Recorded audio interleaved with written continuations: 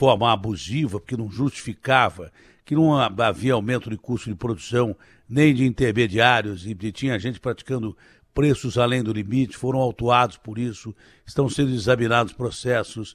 Mas acontece que no Brasil, quando aumenta a demanda, os caras vão e simplesmente, não viu o posto de combustíveis ali? Os caras começaram a aumentar o preço do combustível ontem, né? Ontem mesmo.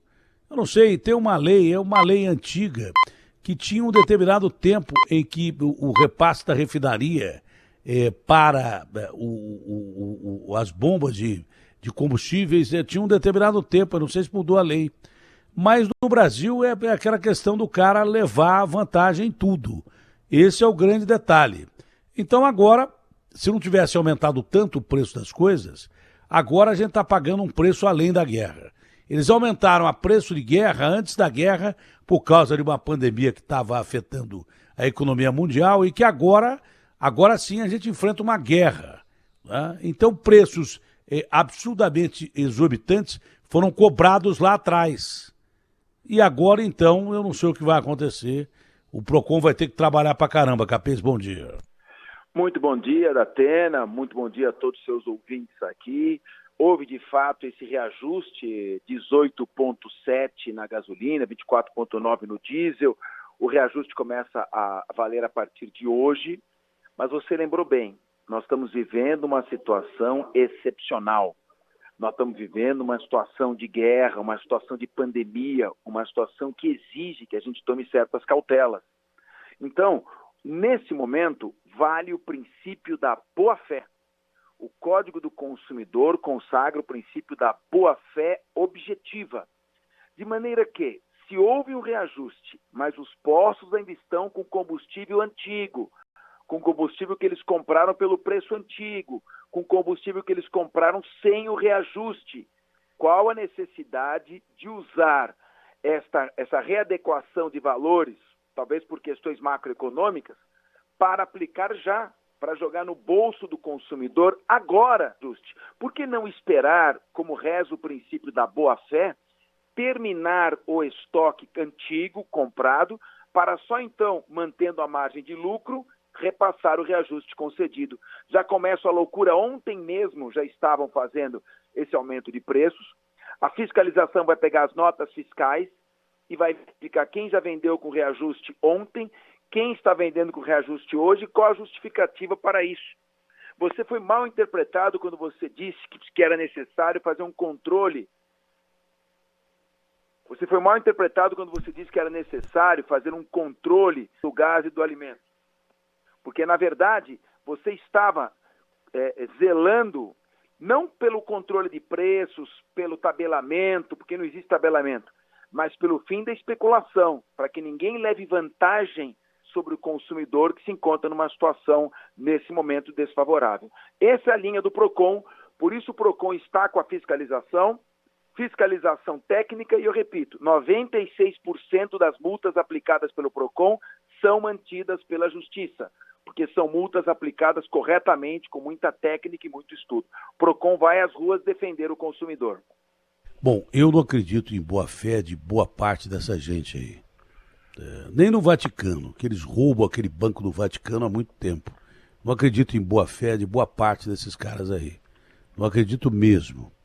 Como é que vai ser caracterizado, por exemplo, um preço abusivo sob o argumento de que nós estamos vivendo tempos de guerra, talvez até de uma terceira guerra mundial? Como é que vai ser justificado uma tabela de preços que não seja abusiva ao consumidor? Datena, meu raciocínio é muito simples. O artigo 39, inciso 5º do Código do Consumidor é considerada prática abusiva do fornecedor obter vantagem desproporcional em prejuízo do consumidor. Está na lei, artigo 39, inciso 5º do Código do Consumidor. O artigo 170, inciso 5º da Constituição Federal, consagra a defesa do consumidor como princípio da ordem econômica. O artigo 5º, inciso 32 da Constituição Federal determina como uma das garantias individuais mais importantes é a defesa do consumidor. Então, nós estamos totalmente respaldados, as fiscais, dentro da lei e da Constituição, olhar a nota fiscal e verificar quem está repassando ao consumidor agora esses reajustes da Petrobras. Pois bem, se ele estiver repassando agora os reajustes da Petrobras, nós vamos verificar se este combustível que ele comprou foi já com o novo preço. Claro que não foi, porque o reajuste começou a valer na data de hoje. Então ele não está repassando um aumento de preços que ele está tendo para o consumidor. Ele está especulando, ele está se aproveitando das questões macroeconômicas que ditaram a elevação do preço para obter uma vantagem para o consumidor. Absolutamente legal, técnica e necessária para proteger o consumidor contra ações especulativas. Bom, moral da história. Quando acabar o estoque, chegar o estoque novo, qual é que vai ser considerado, se é que o PROCON já tem essa lista de preço, o preço dos combustíveis, com estoque novo, já repassando o aumento da Petrobras, e do gás de cozinha. Já se tem uma base para isso? Para diesel, para litro de gasolina, de álcool e também de gás de cozinha? Você se lembra, porque o Brasil Urgente acompanhou o PROCON permanentemente nas ações contra a especulação no preço do botijão de gás e dos alimentos, de qual foi o raciocínio. O sujeito compra por 10 e vende por 12. Então, ele tem uma margem de lucro de 20%. Agora, ele compra por 20. Pelo que eu me lembro, e você também, 20% de 20 é 4. Então, se ele comprava por 10 e vendia por 12, ele comprou 20, ele vai vender por 24. É um raciocínio simples. Se ele estiver vendendo, compra por 20 e vende por 40, ou seja, está botando 100% e não mais 20%, por quê? Senão, não adianta alegar que a lei da oferta e da procura. A lei da oferta e da procura, ela tem um valor limitado, não absoluto, na nossa Constituição Federal, pelo princípio da defesa do consumidor como princípio da ordem econômica. Tudo tem que ser compatibilizado. No final da Atena, tudo se resolve com aquela fórmula mais importante que existe em tudo na vida. Bom senso, equilíbrio. Tudo que fugir ao bom senso, evidentemente, o direito repugna. E o PROCON irá atuar, sem dúvida alguma, e você nos acompanha e nos cobre. Olha, nunca mais a gente vai ter uma situação tão grave como essa, nunca tanto a gente vai ter uma situação tão grave como essa, depois de uma pandemia que arrasou a economia mundial, tá? Uma guerra que está ficando cada vez pior. A ONU agora já está criticando a Rússia por crimes de guerra lamentáveis. Daí você partir para a Terceira Guerra Mundial, a Rússia mesmo admitiu que usar arma nuclear é acabar com o mundo, mas uma guerra convencional não está descartada. Em nenhum momento foi descartada uma guerra convencional com, de repente, o Putin invadindo algum país europeu que pertence à OTAN ou à Comunidade Europeia. A tendência não é melhorar, é piorar. Agora, a gente vai chegar a um ponto tal que, num primeiro momento, os caras vão tentar ganhar como ganharam até agora. Você mesmo me falou que teve empresas que praticaram um preço que não era justificável aplicar lá atrás. Agora, com a guerra, vão aplicar de novo. Nós vamos chegar ao chamado processo de estagflação. Estagflação é quando não tem emprego e, de repente, os preços estão lá em cima e o cara não tem dinheiro para comprar.